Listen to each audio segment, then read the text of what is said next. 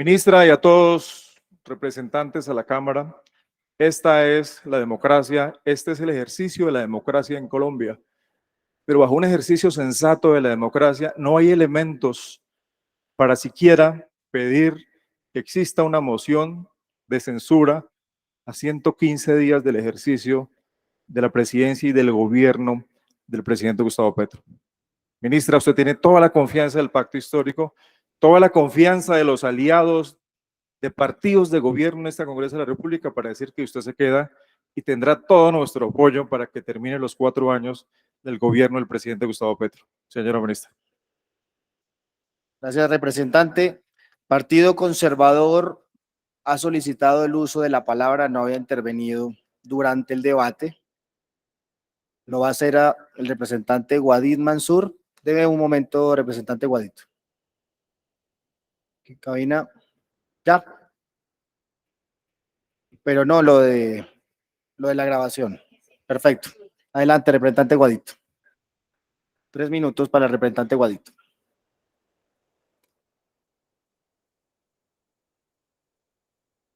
Gracias, presidente. De verdad que después de largas horas de debate, el Partido Conservador siempre ha querido manifestar lo importante que es para este país la transición energética. Todo nuestro respaldo, todos nuestros aportes y nuestra disposición para construir esa política de transición energética que el mundo entero anhela y que Colombia no puede quedarse atrás en estos procesos, mucho menos gozando de tantas bendiciones que nos ha dado nuestra posición geográfica y otras condiciones que tenemos para generar todo este proceso.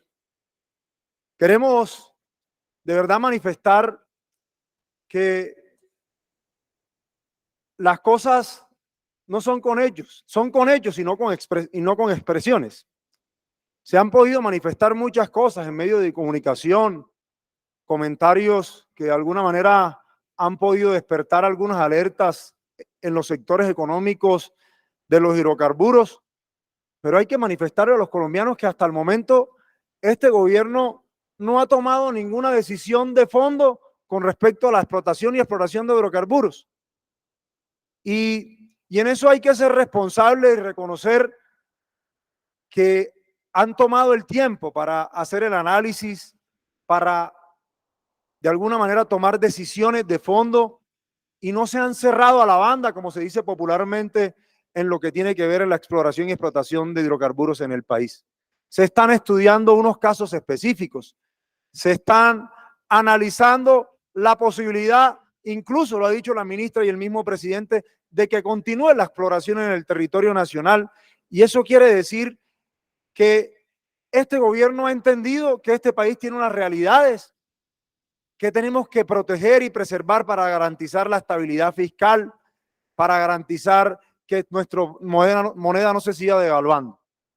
Ministra, yo a usted le reconozco que ha aprendido, que ha con mucha madurez ha asumido este cargo reconociendo que hay falencias dentro de las propuestas de pronto de campaña y que se pueden corregir y que se pueden encontrar consensos.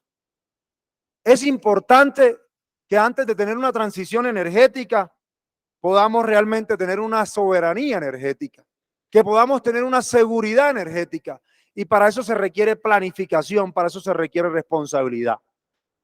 Yo quiero invitar al gobierno nacional y a la ministra que siga con ese camino, por ese camino de madurez, para entender lo que se requiere y que Colombia tenga una estabilidad fiscal y una seguridad energética que nos permita salir adelante.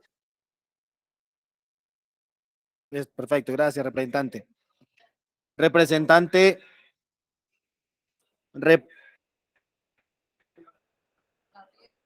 Representante Gabriel Becerra de la Unión Patriótica, con eso terminamos.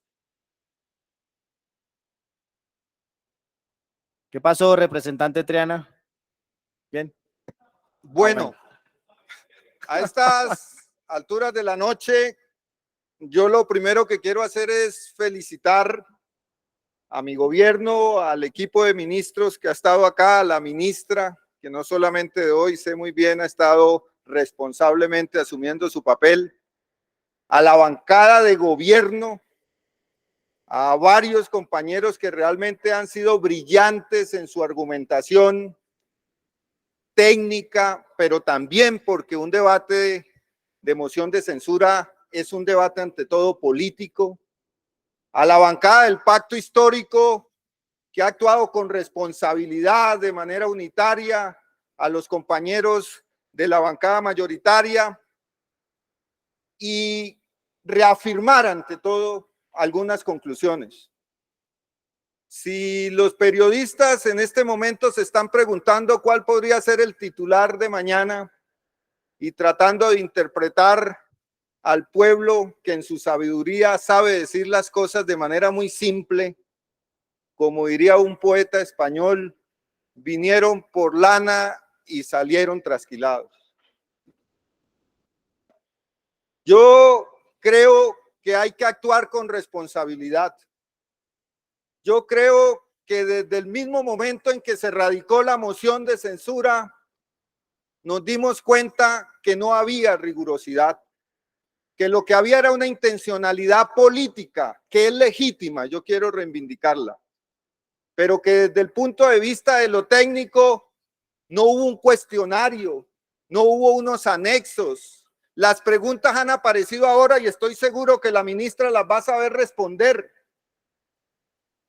Y siendo así, entonces yo quiero agradecerle a la oposición, porque nos ha dado una oportunidad de dirigirnos al país, una oportunidad de oro para profundizar en un tema con todas sus exposiciones que es estratégico y que es el corazón, si se quiere, del proyecto del cambio que representa el presidente Petro. Yo quiero decir con franqueza que el gran mérito de la ministra es que es una ministra que está ahí para cumplir con el proyecto de cambio. Y el proyecto de cambio está planteando esencialmente que haya una transición en el modelo económico, superando el modelo extractivista y abriendo una transición energética que fortalezca instituciones como Ecopetrol, que no deja al garete los ingresos de la República y por lo tanto no renuncie a esos recursos fiscales, sino que de manera tranquila, con argumentos técnicos, pueda ir progresivamente cumpliéndole a la humanidad, no a Colombia, a la humanidad, para que sea posible. Sí, ya van 5, pero adelante para terminar la En intervención. consecuencia, ministra, usted ha quedado hoy no por los votos del próximo martes, sino por los argumentos y por la razón ante el país, legitimada para asumir el liderazgo de una transición energética en este país. Y eso no se lo agradece el presidente ni la bancada, sino que se lo deben agradecer las futuras generaciones. En segundo lugar, y con esto voy terminando, creo que han quedado disipadas las inquietudes que se han planteado desde la oposición con un propósito efectista, y es el propósito del pánico. Yo creo que en primer lugar ha quedado claro que no se va a acabar, colombianos y colombianas, con la exploración y con la explotación del petróleo. Se va a mantener, pero se va a mantener con una decisión política. No va a ser esa política, la política eterna de carácter económico.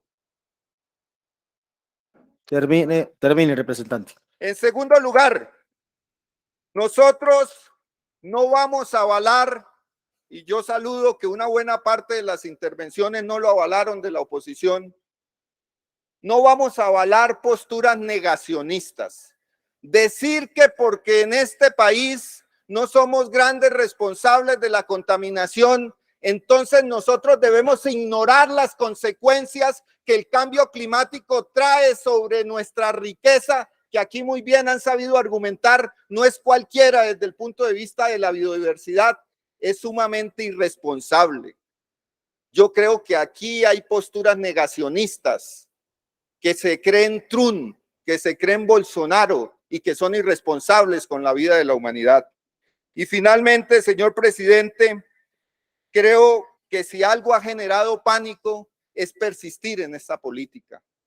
Lo que ha generado pánico es que departamentos como el Cesar y la Guajira, que han tenido en su suelo una riqueza tan grande, cuando uno vaya a visitarlos se encuentren niños y niñas en las carreteras siendo objeto de la prostitución. Que cuando uno mira los indicadores sociales, esa riqueza del subsuelo no se ha traducido en educación, en trabajo, en empleo, en agua.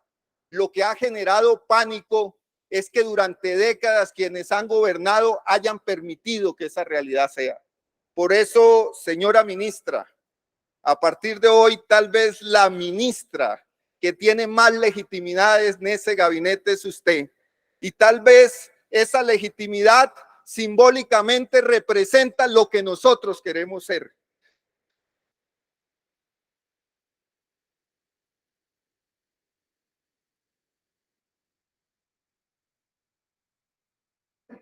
Le doy 20 segundos más, pero ya. Nosotros, ministra, queremos ser el símbolo de lo que usted representa. Un liderazgo de mujer, un liderazgo con rigurosidad, un liderazgo con atrevimiento para decir las cosas que hay que decir, aun cuando los demás creen que son equivocadas. Muchas gracias, ministra. Tiene el uso de la palabra ministra Irene Vélez. El reglamento establece que el citado tiene el mismo tiempo de los citantes. Así que tiene tiempo abierto libre. No, citantes más de 3 horas, pero tiene el tiempo abierto para cabina. Entiendo que la ministra se va a demorar menos que lo que se demoraron los citantes. Tiene el uso, la sesión permanente ya declaramos, ojo. Así que adelante, representante, ministra Irene Vélez, tiene usted el micrófono. Hola. ¿Se escucha bien? ¿Se escucha bien? ¿Se escucha bien? ¿Tengo que gritar? ¿Qué hago? Hola. ¿Ahí está mejor? Me voy a... Es que... Hola. ¿Sí? Listo. Buenas noches. Muy buenas noches, honorables representantes. Llevamos aquí cerca de 8 o 9 horas escuchando las inquietudes de la oposición. Este es un ejercicio democrático y aquí estamos para responder a las preguntas y para darle claridad a quienes así la necesitan. Mi norte, como mujer, como madre y como ministra, ha sido siempre estar del lado de los vulnerables, del lado de quienes han estado históricamente marginados. Y eso lo he hecho con la convicción de que desde mi lugar en el mundo, que ha sido antes la academia y hoy es estar en el gobierno del cambio, puedo tener acciones que impactan y que permiten ayudar a que esas brechas de inequidad se cierren. Yo me hice en una universidad pública, estudié y me gané becas para poder hacer mis estudios de doctorado, de maestría y de postdoctorado. Durante 22 años he trabajado como profesora en distintas universidades, los 8 últimos como profesora de la Universidad del Valle. Soy orgullosa de tener esa trayectoria, no solamente por haber sido maestra, porque con mis estudiantes aprendo, sino porque es esa trayectoria la que hace 13 años me llevó a conocer las comunidades mineras tradicionales. Y es junto con don Arnulfo en el Palmar, con Lisifrey en La Toma, con doña Luisa en Cerroteta, que he conocido el sector minero y energético de este país. No fue con las corporaciones, fue con la gente. Y a esa gente, a esas comunidades, hoy me debo.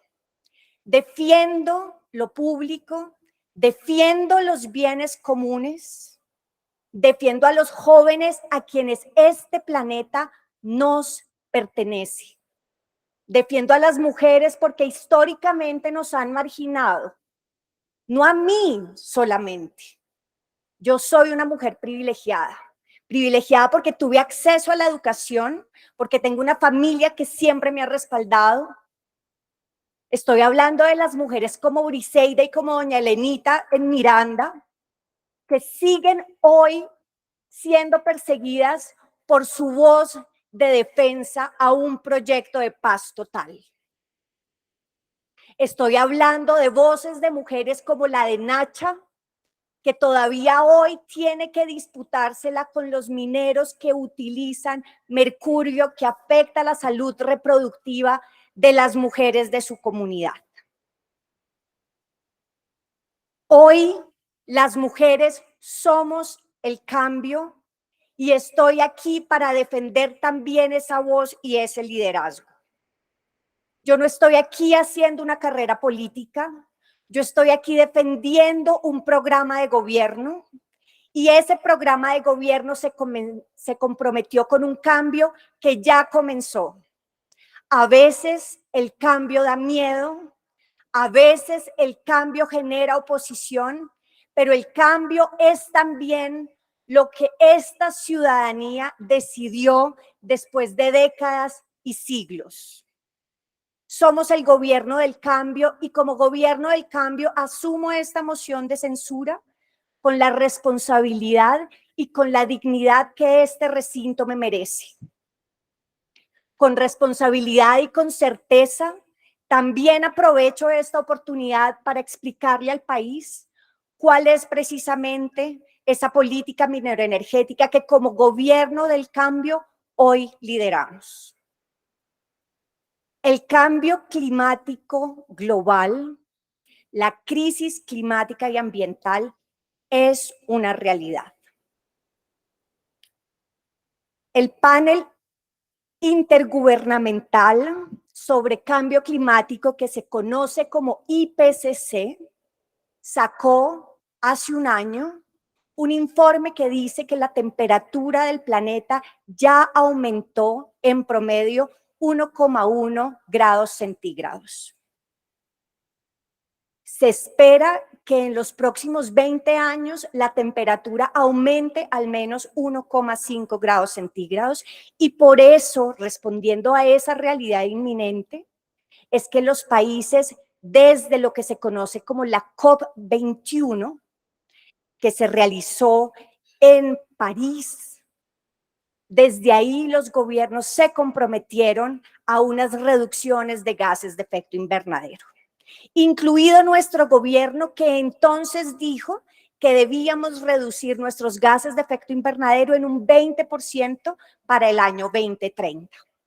Sin embargo, hace un año, en la conferencia de las partes de cambio climático, la misma COP que se realizó en Glasgow, Escocia, en ese momento los gobiernos identificaron que el esfuerzo debía ser mayor y por eso entonces incluso el gobierno colombiano, el gobierno del doctor Duque, decidió que iba a aumentar su compromiso y la reducción de emisiones sería entonces de 51% para 2030. Esta realidad de la descarbonización de la economía, de asegurar que se reducen las emisiones de gases de efecto invernadero, tiene hoy por hoy una consecuencia también en cómo funcionan las economías globales. Ahora bien, estas no son solo cifras. Para las comunidades más vulnerables en países como el nuestro, que es de los países más desiguales y empobrecidos, para esas comunidades estas cifras son realidades cotidianas. Vemos la Mojana inundada, hoy estaban mis colegas ministros precisamente haciendo un diálogo regional vinculante para entender cuáles son los desafíos y cuáles las salidas desde la participación vinculante que se pueden generar para estos problemas. el cambio climático genera unos fenómenos climáticos extremos que son más frecuentes, que son más severos y que son más prolongados. En el caso de Colombia, el hecho de que hoy tengamos por tercer año consecutivo un fenómeno de la Niña responde precisamente a esa manera como el cambio climático precisamente se comporta. Hola, porque no es solamente un tema de temperatura, sino un tema de cómo en el trópico está cambiando las precipitaciones y los fenómenos climáticos extremos.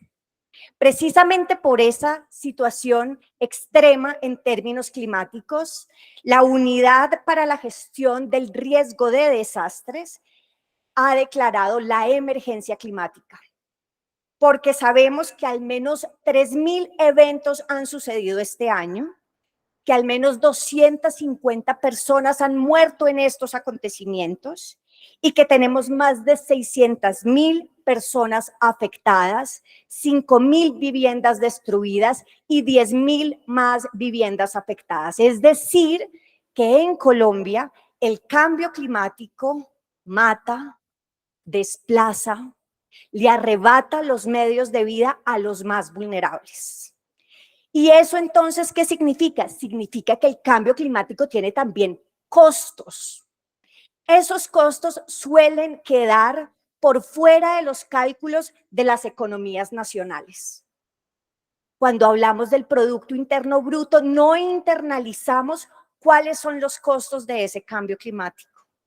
Y es, por un lado, los costos que cuestan los daños, pero también los costos de aquella riqueza que dejamos de percibir precisamente porque ya no estamos produciendo los mismos cultivos, porque las vacas ya no pueden estar en las mismas fincas silvopastoriles, etcétera.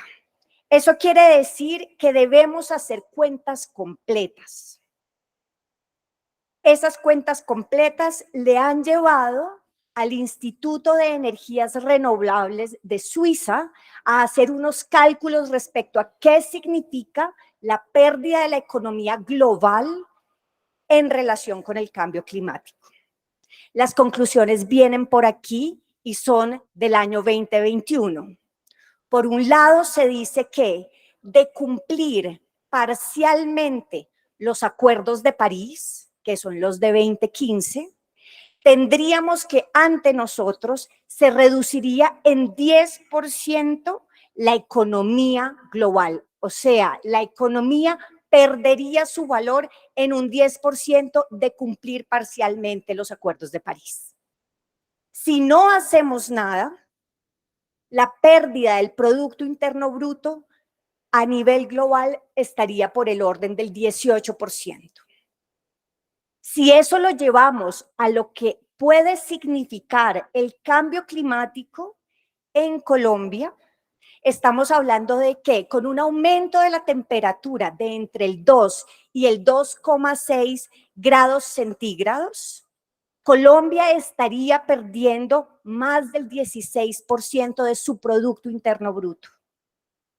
Si la temperatura, por no actuar a tiempo a nivel global, llegara a subir en 3,2 grados centígrados, tendríamos que la pérdida del Producto Interno Bruto superaría el 21%. Los costos entonces del cambio climático son aún mayores para economías del sur global como la nuestra. Por eso, en la última COP de Egipto, en donde participamos la ministra Susana y yo, se estuvo discutiendo la posibilidad de que hubiera canje de deuda externa por naturaleza, porque nosotros necesitamos mecanismos para poder asumir los costos del cambio climático. Ese fue el decálogo de nuestro presidente Gustavo Petro en esta misma cumbre y ese sigue siendo hoy nuestras exigencias en un contexto multilateral de discusión sobre la crisis climática y ambiental. ¿Vamos a negarnos a esta evidencia? tenemos señales de información que no podemos tomarnos a la ligera. Y esas señales de información implican cambiar hábitos y cambiar políticas. Hemos dicho en muchos contextos que parece ser más fácil seguir siempre en la dirección de la que venimos antes. Es más fácil seguir haciendo lo mismo, a eso se le llama la inercia. Pero nosotros aquí vinimos a cambiar y ese cambio cuesta un esfuerzo aún mayor porque hay estos rumbos de oposición, estas fuerzas de oposición. Sin embargo, nuestra convicción sigue intacta. Vinimos a cuidar la casa grande, vinimos a hacer justicia ambiental y a hacer justicia social. Nos han dicho que nos gusta la leche, pero no nos gusta la vaca. Y yo quiero decirle a la ciudadanía, decirle a ustedes, honorables congresistas, que no es que no nos guste la vaca, sino que la vaca está enferma. ¿Qué diría Wildermann de Corinto si se le enferma la vaca? No saldría corriendo a intentar ordeñar la vaca porque sabría, en ese caso, que la vaca se le muere. Wildermann lo que haría sería cuidar la vaca y asegurarse que mientras la vaca no le da leche, tiene otras cosas que producir. Esa es nuestra responsabilidad como gobierno, esa es mi responsabilidad como ministra, como madre, como mujer. Ahora bien, el mercado de los hidrocarburos, como ya se ha dicho anteriormente en este mismo recinto, es un mercado volátil. Sabemos también que es un mercado que ha estado históricamente asociado a las guerras. La guerra entre Rusia y Ucrania es un ejemplo, pero nuestras propias guerras nacionales no son una excepción. Aquí también ha habido guerras que se han vivido en Barrancabermeja, que se han vivido en Arauca, que están asociadas a los hidrocarburos. Ahora, la volatilidad de los precios del petróleo la hemos percibido recientemente cuando en 2018 el barril de petróleo costaba $80 en el mercado internacional y 2 años después bajó a $18. Este fin de semana, el precio internacional del petróleo volvió a bajar en un 3%. ¿Por qué? Porque el grupo de los 7, de las 7 potencias económicas que se conoce como el G7, estaba sentado discutiendo la posibilidad de techar los precios del petróleo y del gas. Y eso tiene un efecto sobre la economía petrolera. Cuando hay esa volatilidad y nuestra economía depende de esos hidrocarburos, de esa demanda de hidrocarburos, nosotros tenemos que estar alertas, porque precisamente esa dependencia nos pone en mayor vulnerabilidad. Si solamente dependemos de lo que nos da esa única vaca y no aseguramos que también tenemos marranos y tenemos gallinas y tenemos una huerta, el día que se muera la vaca porque está enferma, ese día el daño lo vamos a percibir. Nuestra responsabilidad como gobierno es asegurar que antes de ese momento tengamos las soluciones, hayamos hecho la transición necesaria. Descarbonizar la economía no es una decisión solo de Colombia, como se dijo anteriormente. Es una decisión global. Y en tanto es una decisión global, significa que el impacto es global. Los países europeos están absolutamente comprometidos con su descarbonización. Y esa descarbonización entonces va a tener impactos sobre el mercado petrolero. Y no solamente sobre el mercado de los hidrocarburos, en el momento en que pueda perder valor como tal el hidrocarburo toda vez que se electrifica la matriz global, sino que también economías como la nuestra, si logran descarbonizarse, sus otros productos, sus productos agrícolas pueden tener mejor valor porque se espera que haya una revalorización, un reconocimiento en el mercado global a esos países que logran descarbonizarse.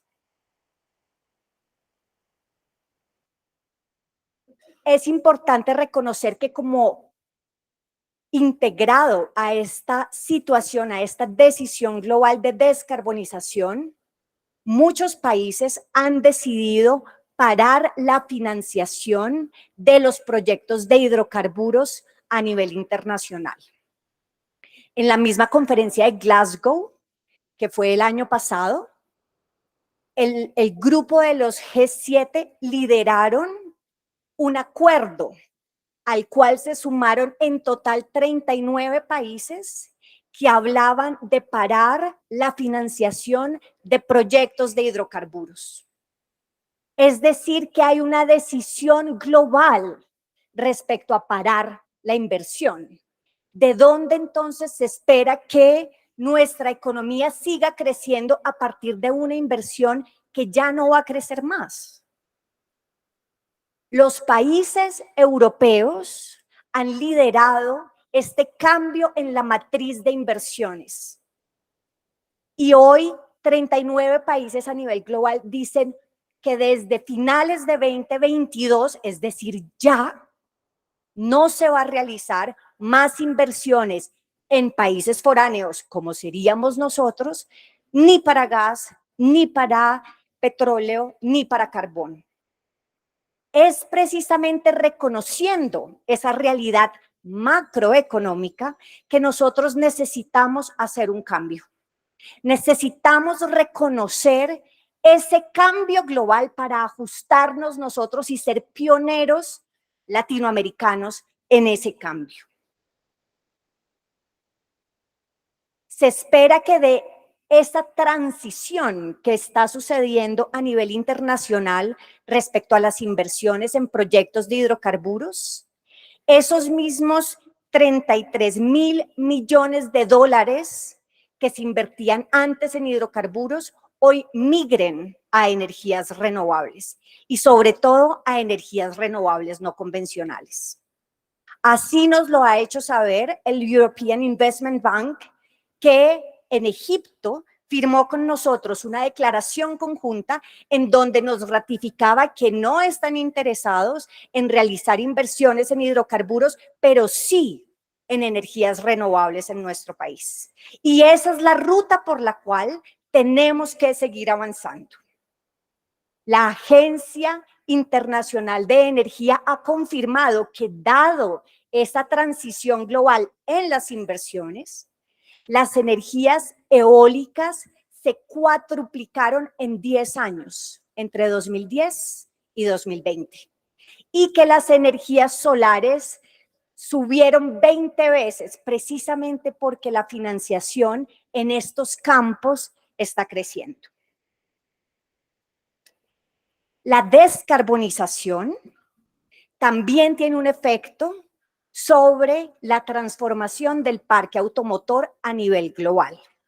Hoy, en estas semanas, se está discutiendo por parte de los países en Europa en qué momento se van a dejar de importar y de producir carros a gasolina, para pasarse solamente a la producción e importación de carros eléctricos. Los países más audaces, Noruega y Dinamarca, han dicho que esa transición se hará entre 2025 y 2030. Países como Suecia, Suiza y el Reino Unido han dicho que se realizará entre 2030 y 2035. India y China están diciendo que lo harán en 2035. Quiere decir que a nivel global la demanda de petróleo va a cambiar. ¿Qué va a pasar con la vaca cuando ya no quieran su leche? Nosotros hoy tenemos la responsabilidad de pensar ese futuro y no dejar que nos sorprenda, sino asegurar que hacemos una diversificación de la economía y que pasamos de la economía extractivista a una economía productiva. Y esa es una responsabilidad de todos en este gobierno. desde el presidente, los funcionarios públicos, hasta cada uno de nosotros los ministros. Sabemos que el hecho de no tener diversificada nuestra matriz exportadora tiene unos desafíos. Y esos son los desafíos que en este Congreso, honorable Congreso de la República, deberíamos estar afrontando, y es cómo vamos a industrializar este país. Decía ahora una de las ponentes que necesitábamos industrializar el país porque no estaba industrializado, y en eso estamos absolutamente de acuerdo. Se necesita esa industrialización y eso requiere esfuerzos del gobierno y esfuerzos también de este honorable Congreso. No de otra manera vamos a lograr que cuando se descarbonice la economía global, cuando se deprecie la economía de los hidrocarburos, vayamos a poder responder las demandas sociales que todavía tenemos, y en eso estamos de acuerdo. La brecha social es algo con lo cual estamos comprometidos, y sin embargo lo que creemos es que no lo vamos a hacer si no es a través de la diversificación, si no es a través de convertirnos en una potencia mundial de la vida que necesariamente tiene que pasar del extractivismo a una economía productiva. Cuando se deprecie el mercado de los hidrocarburos, los primeros que van a salir son aquellos países que tengan los hidrocarburos más costosos. Nuestros hidrocarburos, nuestro petróleo, sale en promedio entre 35 y 38 dólares por barril. Eso es lo que nos cuesta llevarlo a superficie. Si se trata de petróleos pesados, puede llegar a 45 dólares por barril. Si nos comparamos con Kuwait o con Arabia Saudita, donde sacar petróleo a superficie vale 10 dólares por barril, nosotros somos de esas primeras economías que van a salir. Por eso es que tenemos que prepararnos. Por eso la transición energética es un imperativo, es una responsabilidad. No es solo una responsabilidad vital, que claro que lo es, sino que también es una responsabilidad económica. Es la responsabilidad económica de saber que tenemos que romper por fin la dependencia frente al sector primario y debemos poder generar una economía productiva. Es entonces este deber ambiental como económico el cual afrontamos desde esta cartera de Minas y Energía, y la pregunta que nos hacemos es ¿cómo vamos a hacer esa transición energética? El mensaje que quiero darles a continuación es que es una transición energética que será segura y gradual. Lo he dicho antes y lo repito esta noche. Lo primero que hemos hecho desde hace 2 meses que iniciamos mesas técnicas con la Asociación Colombiana de Petróleo y Gas, pero también con la ANH, fue unificar cifras. Aquí muchos de ustedes han llamado la atención sobre eso y es verdad. Las cifras no estaban unificadas, pero esa no es responsabilidad de nuestro gobierno. Responsabilidad de nuestro gobierno es hacer las mesas técnicas que nos permitan hoy tener una cifra que todos compartimos en el sector, y es que tenemos 381 contratos en este momento. De esos 381 contratos, 118 están en exploración. Con el análisis que hemos avanzado en esas mesas técnicas, hemos tomado la decisión de, por un lado, acompañar aquellos contratos que se llaman en fase 0 o fase preliminar. ¿Por qué? Porque creemos que es importante dar las garantías de exploración de manera que no sufran cuellos de botella, que además se haga con responsabilidad social y ambiental, y que de esos contratos logremos saber en 8 años, tal vez, qué son los recursos que tenemos disponibles. También a través de estas mesas técnicas logramos identificar que hay 35 contratos suspendidos. De esos 35 contratos suspendidos, hay 32 que podrían tener recursos que son de interés para el país. Nuestro compromiso es revisar ahora cada una de las situaciones y encontrar cuáles de esos son viables y de qué manera podemos nosotros desde este ministerio acompañar en la gestión adecuada de los recursos del subsuelo. Entonces, nuestro compromiso con la seguridad energética del país y también, por supuesto, con el marco fiscal de mediano plazo es revisar esos contratos y asegurar que nosotros les damos una garantía de ejecución a través del acompañamiento. Aquí se ha preguntado mucho en este recinto, los medios insisten en si va a haber nuevos contratos o no. Un tema que todos debemos conocer es que cualquier nuevo contrato que hipotéticamente se firme mañana solo tendría en promedio resultados en 8,6 años. ¿Qué está pasando en el mundo en 8,6 años? En 8,6 años se está haciendo toda la transformación del parque automotor de Europa.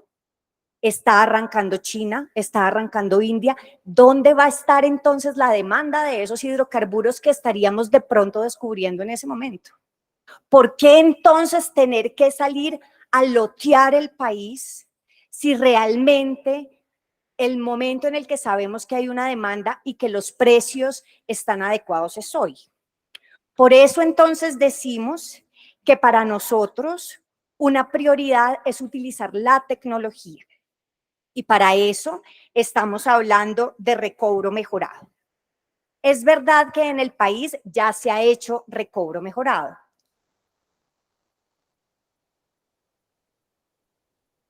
Se ha hecho recobro mejorado, por ejemplo, en el proyecto de Castilla, uno de los más antiguos del país. Sin embargo, el factor de recobro mejorado que nosotros tenemos hoy es supremamente inferior con respecto al recobro mejorado de otros países productores. Otros países productores tienen el orden del 30% de recobro, mientras que nuestro recobro está entre el 15 y el 18%. Es decir, que hay oportunidad de mejora a través de la tecnología. Y eso implica intensificar el conocimiento en este sector de hidrocarburos, que es también uno de los principios de nuestra transición energética justa. Aumentar el factor de recobro mejorado significaría ampliar los recursos recuperables en hasta un 15%. Si hacemos eso hoy, con las reservas disponibles, hoy que los precios están altos, hoy podríamos aprovechar ese subsuelo. En 8,6 años, cuando ya esté electrificado el parque automotor del mundo, tal vez sería demasiado tarde. Parte de la seguridad energética que es clave discutir tiene que ver con el gas. Se ha dicho aquí, lo hemos dicho antes, que hay reservas de gas P1 para 8 años y que si se contemplan también las reservas P2 y P3, se alcanzaría 11,4 años en gas. Sin embargo, para nosotros es muy importante contemplar también lo que son recursos contingentes de los proyectos, de aquellos contratos que ya han informado a la ANH sobre recursos contingentes que son importantes para el país. Por eso, en esta gráfica que ustedes ven ahí, estamos incluyendo no solamente lo que son las reservas P1, P2 y P3, que son los colores verdes, sino que también en el azul oscuro ustedes encuentran los recursos contingentes confirmados o informados más bien en 3 proyectos que son Uchuva, Gorgon 2 y el bloque Sinú 9.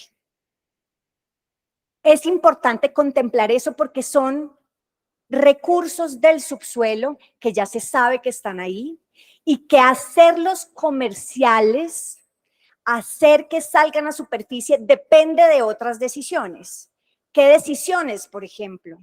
Decisiones como cuál es el modelo que vamos a tener para el transporte de gas en el país.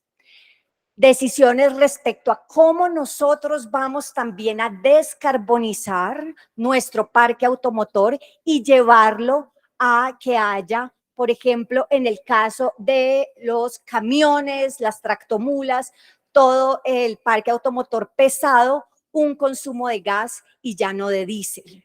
Este tipo de decisiones harían viable que esos recursos que ya fueron informados por Ecopetrol y por las empresas fueran entonces viables comercialmente. Nos parece importante ponerlo de cara a la ciudadanía porque eso significa que con esos 3 proyectos tendríamos autosuficiencia de gas hasta 2037.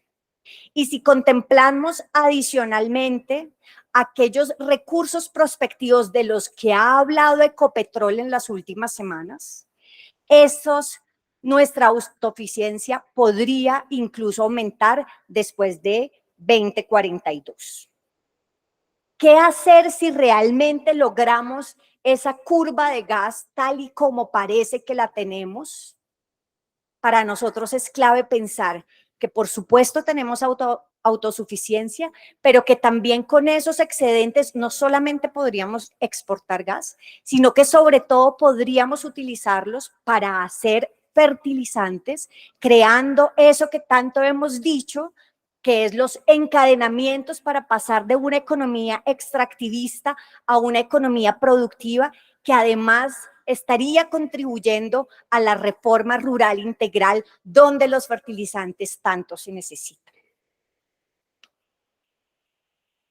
Adicionalmente, tenemos vía el decreto 381 del 2012 nuestro compromiso de garantizar la confiabilidad y la seguridad energética del país, que desde la resolución 2302 del 2020 se dijo que se haría a través de 7 proyectos estratégicos para el sector gas. Entre esos 7 proyectos estratégicos para el sector gas, yo quisiera resaltar 3. En primer lugar, la bidireccionalidad del gasoducto Ballenas-Barranca Bermeja. En segundo lugar, la bidireccionalidad del gasoducto Ballenas-Barranquilla. Y en tercer lugar, la regasificadora del Pacífico.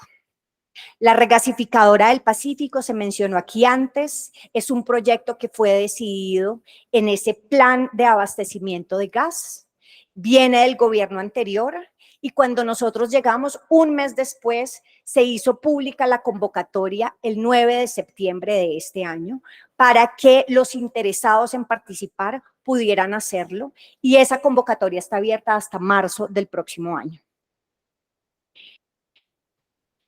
Esa convocatoria y esa posible construcción de la regasificadora del Pacífico permitiría responder a una dificultad que tiene el país hace muchos años, que es garantizar el gas en la región suroccidente.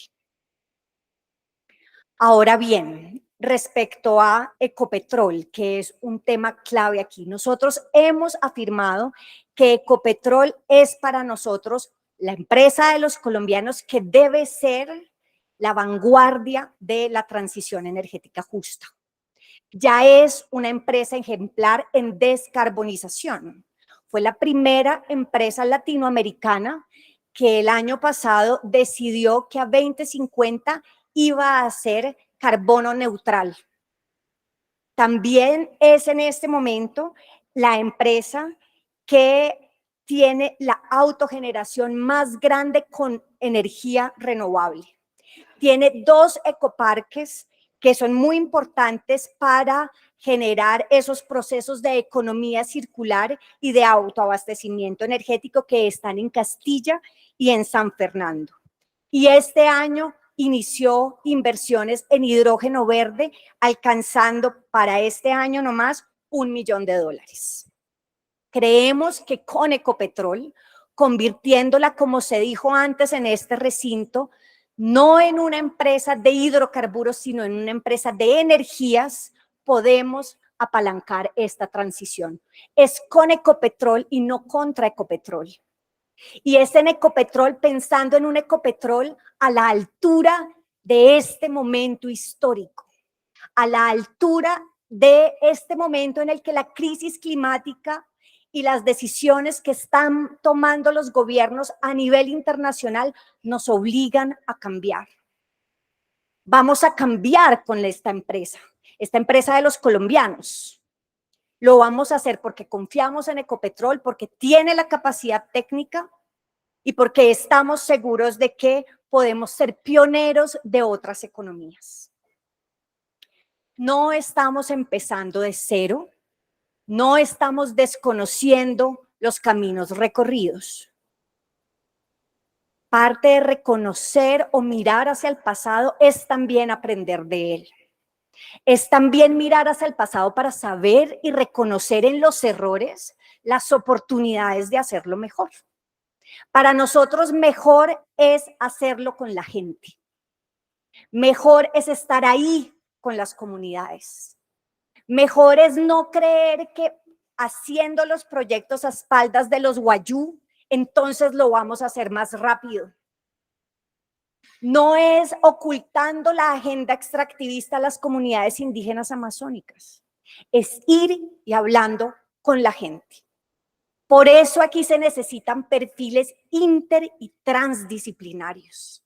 Por eso también en este ministerio hay personas formadas en las ciencias sociales, en las ciencias humanas, hay comunidades indígenas, hay afrodescendientes, porque ellos y ellas sienten su territorio, vienen aquí también con otros paradigmas y con esos otros paradigmas estamos haciendo el cambio. Nuestra transición energética justa se fundamenta en 4 principios.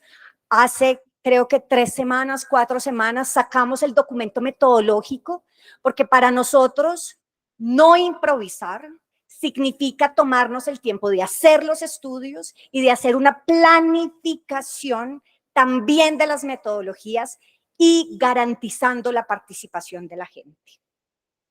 Decíamos entonces que en ese documento metodológico que sacamos, describimos estos 4 principios. En primer lugar, la equidad.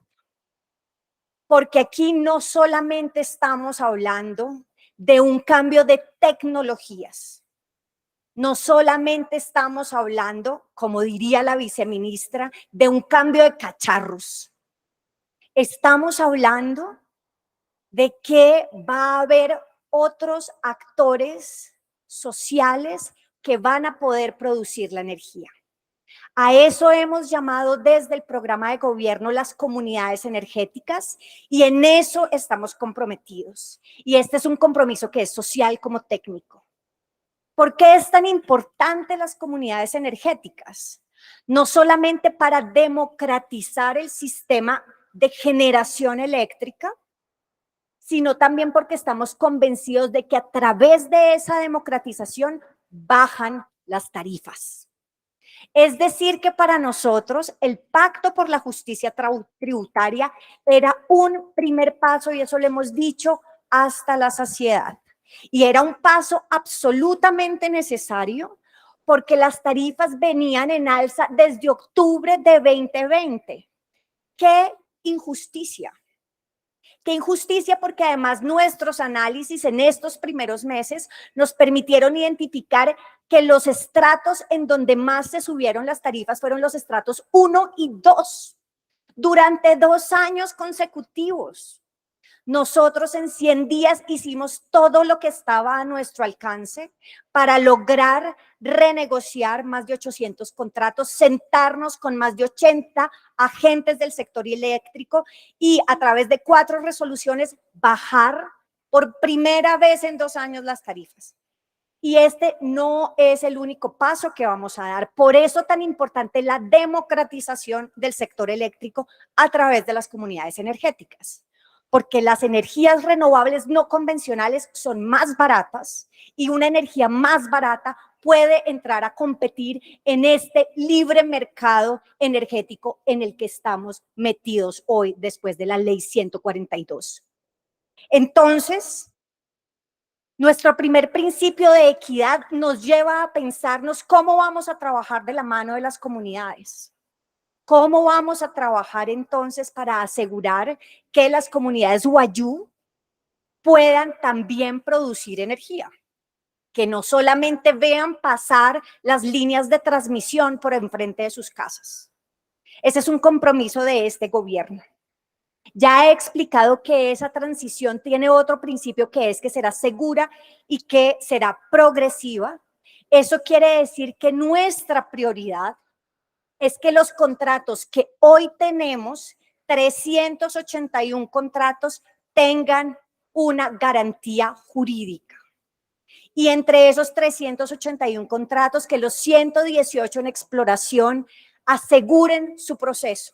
Y que de esos los 35 que están en fase 0 podamos acompañarlos hasta que logren llegar a una determinación de cuáles son los recursos disponibles en esas áreas que les han sido asignadas. La participación vinculante es un principio de este gobierno y es un principio de la transición energética justa. Por eso hemos tenido 60 distintas reuniones con actores diferentes de este sector minero energético. Hemos dicho siempre, este es un ministerio de puertas abiertas, pero también por eso mismo hemos hecho el esfuerzo de ir a las comunidades, de hablar con la gente. 16 eventos con comunidades hemos tenido hasta el momento para tener esa oportunidad de escucha y de co-construcción. Y eso para nosotros es clave y por eso en los diálogos regionales vinculantes que amadrinamos, Barrancabermeja y Barranquilla, logramos la participación de más de 15,000 personas.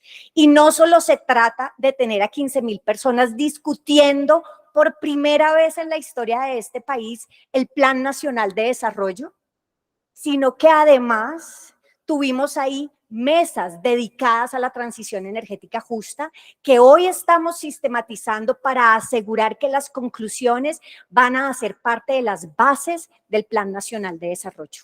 Nuestro compromiso con hacer que las voces de los excluidos hoy sean gobierno es total. Nosotros nos debemos a esas comunidades y hoy estamos aquí para que su voz sea gobierno. Y seremos, por supuesto, intensivos en conocimiento en esta transición energética, porque no solo el caso del recobro mejorado es ejemplar respecto a cómo una nueva y mejor tecnología permitiría incrementar el factor de recobro pasando de 15 o 18 a 30, sino que las energías renovables y las renovables no convencionales tienen todavía mucha inventiva que nosotros debemos poder desarrollar. En los minerales y cómo vamos a hacer una prospectiva de los minerales estratégicos para la transición energética, tenemos mucho de ciencia, tecnología e innovación que queremos aplicar. Y ahí sí que venir de la academia sirve un montón porque sabemos lo que el conocimiento puede darle a una nación cuando la sociedad se hace intensiva en conocimiento, como lo diría Mazzucato. Estamos tomando lo mejor de lo que viene de tiempo atrás, no sin reconocer que también hay cosas que se pueden hacer mejor. Una buena transición es la que se planifica y la que se concreta. Por eso nosotros en los próximos 6 meses vamos a estar diseñando con la gente a través de una planificación que ya fue socializada, vamos a estar construyendo la hoja de ruta. Construyendo la hoja de ruta de la transición energética justa porque no se ha hecho antes, no con los horizontes que hoy tenemos, no con las metas de reducción de gases de efecto invernadero que se contrajeron el año pasado, no con la noción que hoy tenemos respecto a cómo otros países se descarbonizan, no con la intención clara de hacer la transición energética justa de la mano de las comunidades. Por eso es importante hoy hacer la ruta. Y en esa construcción están todos ustedes invitados. Se trata entonces de un diálogo que es nuestro compromiso con la justicia, un compromiso en el que estamos desde el primer día de este gobierno y que significa poner a la gente, poner al usuario y poner al ciudadano en el centro. A veces ese lugar político, esa decisión política de poner a la ciudadanía y a las comunidades en el centro genera miedo, genera resistencia, genera oposición. Pero para nosotros ese es el cambio que vinimos a hacer. Es el cambio de hoy estar actuando del lado de la justicia, del lado de la gente. Y ese cambio, esa actuación del lado de la gente y de la justicia, queremos darla con ustedes, honorables congresistas. Queremos construir con ustedes ese futuro a la altura de nuestros sueños. Queremos construir con ustedes, honorables congresistas, una nación que todos nos merecemos, que es una nación donde Colombia sea potencia mundial de la vida, y en eso les invito a todos y todas a compartir este camino. Muchas gracias.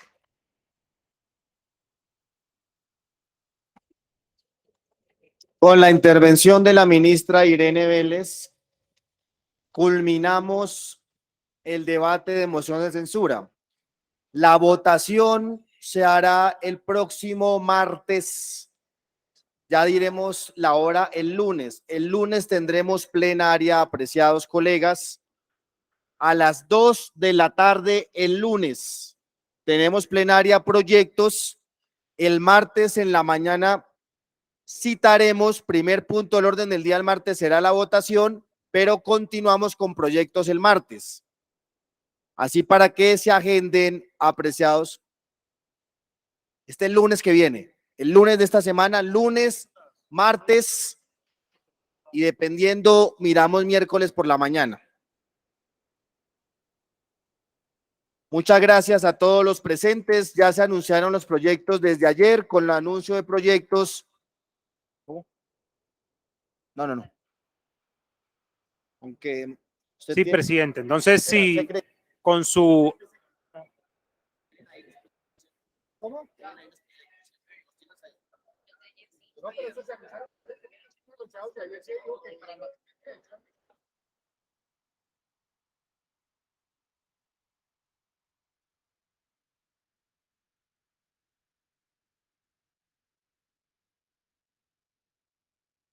Señor secretario, por favor, haga lectura de nuevo de los proyectos que vamos a discutir. Sí, presidente. Para se anuncian quedar los claro. siguientes proyectos para la sesión plenaria del día lunes a las 2 de la tarde o para la siguiente sesión plenaria el lunes 5 o la sesión plenaria en la cual se debatan proyectos de ley o actos legislativos. Proyecto de resolución por la cual se propone la plenaria de la Cámara de Representantes no fenecer la cuenta general del presupuesto y el tesoro del balance general de la nación correspondiente a la vigencia 2021. Informe de conciliación, proyecto de ley orgánica 043 Cámara, acumulado con el proyecto de ley orgánico 141 Cámara, por medio de la cual se dictan disposiciones para el Distrito Especial de Ciencia, Tecnología e Innovación de Medellín y se dictan otras disposiciones. Proyectos para segundo debate. Proyecto de acto legislativo Cámara por medio del cual, proyecto de acto legislativo 254 Cámara y 219 Senado, por medio de la cual se reconoce al campesino como sujeto político de derechos de especial protección constitucional y se integra el bloque de constitucionalidad, el texto de la Declaración de las Naciones Unidas sobre los derechos de los campesinos y otras personas. Jaime, te interrumpo un momentico.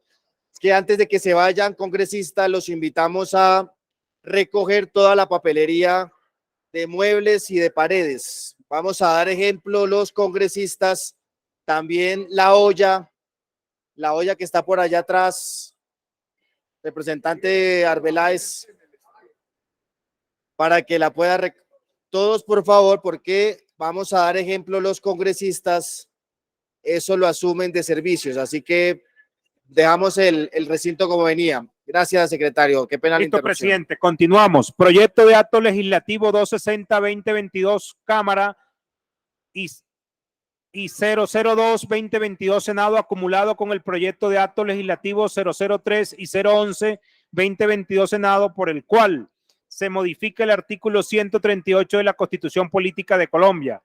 Proyecto de acto legislativo 243-2022, Cámara y 018-2022, Senado, acumulado con los proyectos de actos legislativos 006, 016 y 026-2022, Senado, por medio del cual se adopta una reforma política. Proyecto de ley estatutaria 066-2022, Cámara, por el cual se regula el acceso al derecho fundamental a la muerte digna bajo la modalidad de muerte médicamente asistida, y se dictan otras disposiciones. Proyecto de ley 198, Cámara, y 357, Senado, por medio de la cual se aprueba el Tratado sobre el Comercio de Armas adoptado en Nueva York el 2 de abril del 2013. Proyecto de ley 199, Cámara, y 335, Senado, por medio de la cual se aprueba el acuerdo relativo a la adopción de los reglamentos técnicos armonizados de las Naciones Unidas aplicable a los vehículos de ruedas y los equipos y piezas que puedan montarse o utilizarse en estos, y sobre las condiciones de reconocimiento recíproco de las homologaciones concedidas conforme a dichas reglamentaciones de las Naciones Unidas. Proyecto de ley 170, Cámara, 277, Senado, por medio de la cual se aprueba el convenio entre la República de Colombia y la República de Costa Rica sobre la asistencia jurídica en materia penal. Proyecto de ley 196-2022, Cámara, por medio de la cual la Nación y el Congreso de la República rinde público homenaje al municipio de Salento en el departamento del Quindío por su 180º aniversario de fundación. Se decreta cuna de la palma de cera y se dictan otras disposiciones. Proyecto de ley 038, Cámara, por medio de la cual se modifica el artículo 42 de la ley 1861 del 2017 y se elimina el requisito para definir la situación militar como requisito para acceso al campo laboral.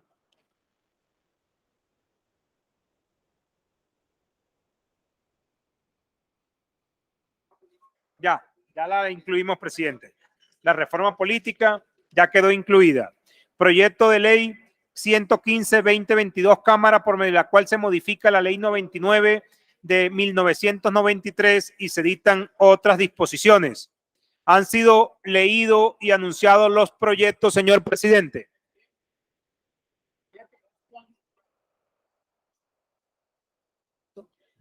Leído, agotado el orden del día, señor secretario, oficialmente levantamos la sesión, más de un debate ¿me confirma más o menos, secre, cuántas horas? ¿O 9? 9 horas aproximadamente, presidente. 9 horas, con altura, con argumento y con la intervención magistral de la ministra. Por favor, sí, presidente, levantamos con la las sesión. buenas noches para usted, para toda la mesa y para los honorables representantes y ministros presentes.